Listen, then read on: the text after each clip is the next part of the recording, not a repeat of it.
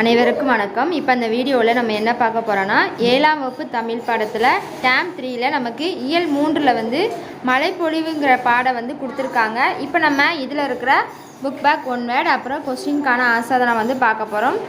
First பாருங்கள், சரியான விடையை தேர்ந்தெடுத்து எழுதுக. அதில் ஃபஸ்ட்டு 1 வேர்ட், இமைக்கும் போதில் என்னும் தொடர் குறிப்பிடுவது டேஸ் காலம். ஆன்சர் வந்து குறுகிய.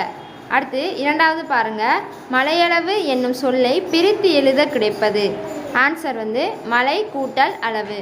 அடுத்து மூன்றாவது, தன்னாடு என்னும் சொல்லை பிரித்தெழுத கிடைப்பது. ஆன்சர் வந்து தன் கூட்டல் நாடு. அடுத்து நாலாவது, இவை கூட்டல் இல்லாது என்பதை சேர்த்தெழுத கிடைக்கும் சொல்.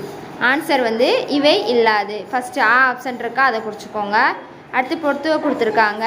வேதங்கள்லாம் வேறுபாடுகள், உன்னதம்னா உயர்வு, அடுத்து தர்மம்னா அறம், அடுத்து இரக்கம்னா கருணை. அடுத்து நமக்கு நயம் அறிக்கை கொடுத்துருக்காங்க. எதுகை மோனை ஏபு சொற்களை கேட்டிருக்காங்க. அது நமக்கு புக்லேயே ஆன்சர் இருக்குது, நம்ம பார்க்கலாம். பாருங்கள், நமக்கு நூல்வெளி கொடுத்துருக்காங்களா, அதுக்கு மேலே பாருங்கள் மோனை ஏபு முரண் கொடுத்துருக்காங்க. நமக்கு வந்து எதுகை வந்து கொடுக்கல, நம்ம எதுகை சைடில் எழுதியிருக்கோம் பாருங்கள். தாழ்வு வாழ்வு தன்னாடு, அடுத்து வந்து என்றும் எழுதிக்கோங்க. இரண்டாம் எழுத்து ஒன்று போல் வருவதான் எதுகை, அதை நம்ம வந்து அதை அப்படியே பார்த்து எழுதிக்கோங்க.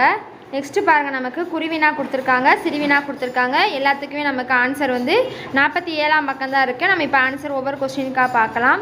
47ஆம் பக்கம் எடுத்துக்கோங்க. பாடலின் பொருள் சொல்லி கொடுத்துருக்காங்களா, அதில் இரண்டாவது பேரா பாருங்கள், இவ்வுலகம் இருக்கும். அந்த இவ்வுலகத்தை உலகம்னு மட்டும் எழுதிக்கோங்க. உலகம் சாதிகளாலும் கருத்து வேறுபாடுகளாலும் நிலை தடுமாறுகிறது. அவ்வளோதான்.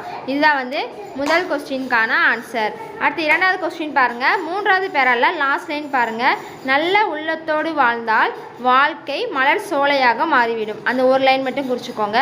நல்ல உள்ளத்தோடு வாழ்ந்தால், அந்த அவன் இருக்கா, அவன் வேண்டாம், வாழ்க்கை மலர் சோலையாக மாறிவிடும். இரண்டாவது கொஸ்டினுக்கான ஆன்சர்.